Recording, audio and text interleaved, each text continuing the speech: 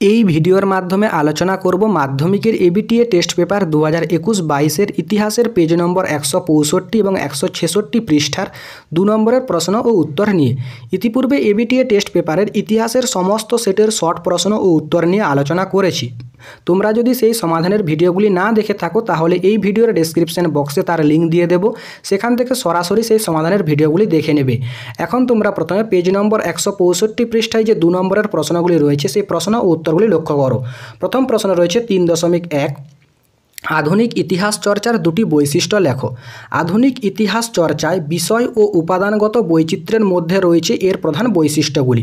1 নম্বর বৈশিষ্ট্যের মধ্যে লিখবে, আধুনিক ইতিহাস শুধু রাজকাহিনী নয়, তা হয়ে উঠেছে সাধারণ মানুষেরও ইতিহাস। 2, শুধুমাত্র যুদ্ধবিগ্রহ বা রাজ্য শাসন নয়, সমস্ত মানুষের জীবন ধারণের প্রতিটি ক্ষেত্র হয়েছে এর বিষয়বস্তু। এছাড়া আধুনিক ইতিহাসের উপাদান হিসেবে উঠে এসেছে নতুন নতুন সূত্র। পুরনো উপাদানগুলির সঙ্গে সংযুক্ত হয়েছে ইচ্ছাপত্র, আত্মকথা, চিঠিপত্র, সাময়িকপত্র ও সংবাদপত্র, চিত্রকলা, ফটোগ্রাফি, ইন্টারনেট ইত্যাদি। 3.2, অ্যানাল স্কুল কি? ফ্রান্সে মার্ক ব্লক ও লুসিয়েন ফেবর 1928 খ্রিস্টাব্দে দ্য অ্যানালস নামে একটি পত্রিকা প্রকাশ করেন। অ্যানাল স্কুলের ঐতিহাসিকরা ইতিহাস চর্চার ধারার পরিবর্তন ঘটিয়ে সামাজিক জীবরূপে মানুষের সামাজিক অবস্থান, আচার আচরণ, সভ্যতা, সংস্কৃতি, খাদ্যাভ্যাস প্রভৃতি বিষয়কে ইতিহাসের গুরুত্ব দিয়ে টোটাল হিস্ট্রি রচনার ধারাটিকে প্রসারিত করেন। এই গোষ্ঠীর দুজন ঐতিহাসিক হলেন মার্ক ব্লক ও লুসিয়েন ফেবর। 3.3 রয়েছে দেশীয় শিক্ষা বলতে কী বোঝো? দীর্ঘকাল ধরে ঐতিহ্যমণ্ডিত শিক্ষা ব্যবস্থা এদেশে চালু ছিল। পাঠশালা, চতুষ্পাঠী, প্রভৃতি প্রতিষ্ঠানে সংস্কৃত ভাষা, ব্যাকরণ, ধর্মীয় আখ্যান ও বিধান শেখানো হতো। মক্তব ও মাদ্রাসায় আরবি ও ফার্সি ভাষা, ধর্মীয় আখ্যান ও বিধিবিধান ইত্যাদি শিক্ষা দেওয়া হতো। 3.4 রয়েছে চুইয়ে পড়া নীতি বা ফিল্টারেশন থিওরি বলতে কী বোঝো? পাশ্চাত্য শিক্ষা বিস্তারের সূচনায় ব্রিটিশ সরকারের পক্ষ থেকে বলা হয় যে বাংলার উচ্চ ও মধ্যবিত্ত শ্রেণীর মধ্যে ইংরেজি শিক্ষার প্রসার ঘটানো হলে ওই উচ্চশিক্ষিত লোকেরা সাধারণ জনগণের মধ্যে তার বিস্তার ঘটাবে। ফিল্টারের জল যেমন উপর থেকে পরিশ্রুত হয়ে নিচে নামে, তেমনি সমাজের উচ্চ স্তর থেকে নিম্ন স্তরে শিক্ষা বিস্তারের এই নীতিকেই চুইয়ে পড়া নীতি বা ফিল্টারেশন থিওরি বলা হয়। 3.5, উডের ডেসপ্যাচকে মহাসনদ বলা হয় কেন? বোর্ড অফ কন্ট্রোলের সভাপতি চার্লস উড ভারতে পাশ্চাত্য শিক্ষার প্রসারের জন্য 1854 খ্রিস্টাব্দের 19 জুলাই একটি নির্দেশনামা প্রকাশ করেন, যা চার্লস উডের প্রতিবেদন নামে খ্যাত। উডের রিপোর্টের আগে পর্যন্ত ভারতে পাশ্চাত্য শিক্ষার গতি ছিল অত্যন্ত ধীর। এই প্রতিবেদন প্রকাশিত হলে সরকারি ও বেসরকারি উদ্যোগে বহু স্কুল কলেজ প্রতিষ্ঠিত হয়। কলকাতা, বোম্বাই ও মাদ্রাজে 3টি বিশ্ববিদ্যালয় প্রতিষ্ঠিত হয়। ভারতীয় শিক্ষার ইতিহাসে এটি ছিল একটি উল্লেখযোগ্য ঘটনা। তাই ইংল্যান্ডের ম্যাগনা কার্টা বা মহাসনদের অনুকরণে উডের ডেসপ্যাচকে মহাসনদ বা ম্যাগনা কার্টা বলা হয়। 3.6, নীলদর্পণ নাটক প্রকাশের প্রতিক্রিয়ায় কী হয়েছিল? তোমরা ঠিক উত্তরটা এভাবেই লিখবে। 1860 খ্রিস্টাব্দে সেপ্টেম্বর মাসে নীলদর্পণ নাটকটি প্রকাশিত হয়। নীলকর সাহেবদের অত্যাচার ও কৃষকদের দুর্দশার এক বাস্তব চিত্র নাটকের প্রতিটি চরিত্রে ফুটে উঠেছিল। এই নাটকের ইংরেজি অনুবাদ রেভারেন্ড জেমস লং সাহেবের নামে প্রকাশিত হলে তা পড়ে ইংরেজদের মধ্যে বিতর্ক দেখা দেয়।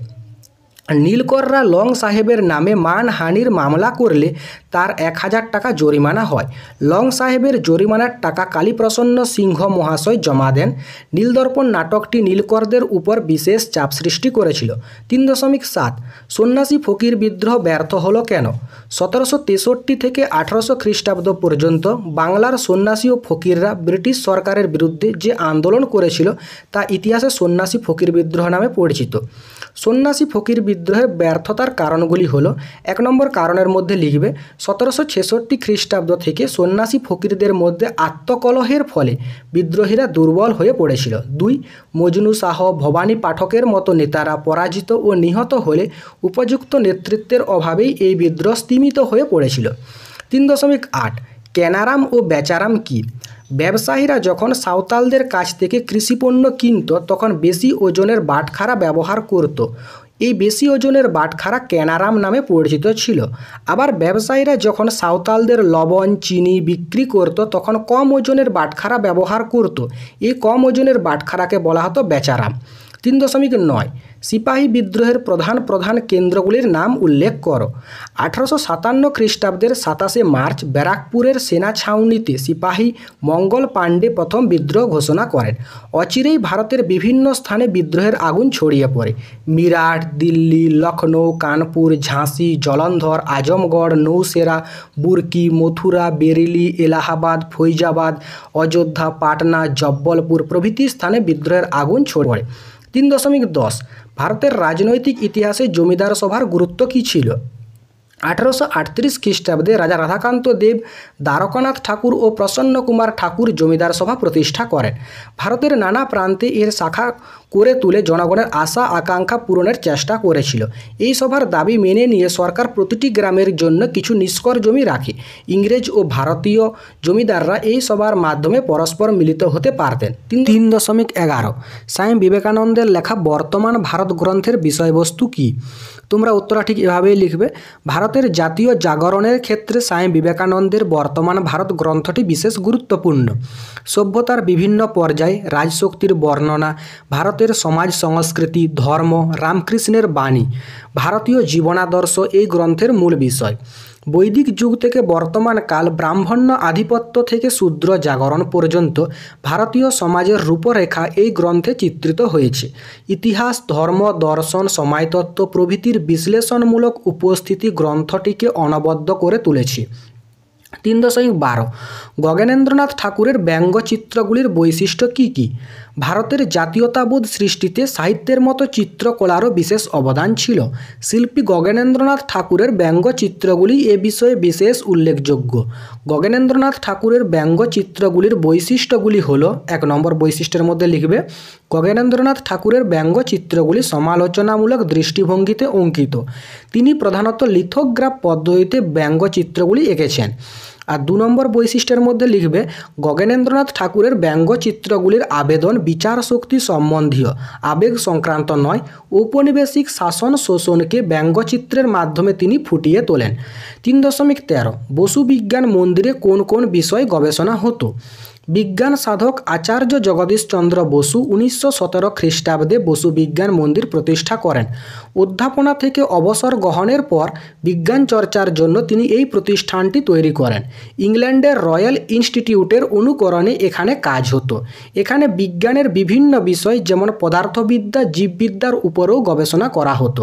3.14 হিতৈষী তহবিল কে কেন গড়ে তুলেছিলেন? পিতা দেবেন্দ্রনাথ ঠাকুরের কাছ থেকে জমিদারি দেখাশোনার দায়িত্ব পান রবীন্দ্রনাথ ঠাকুর।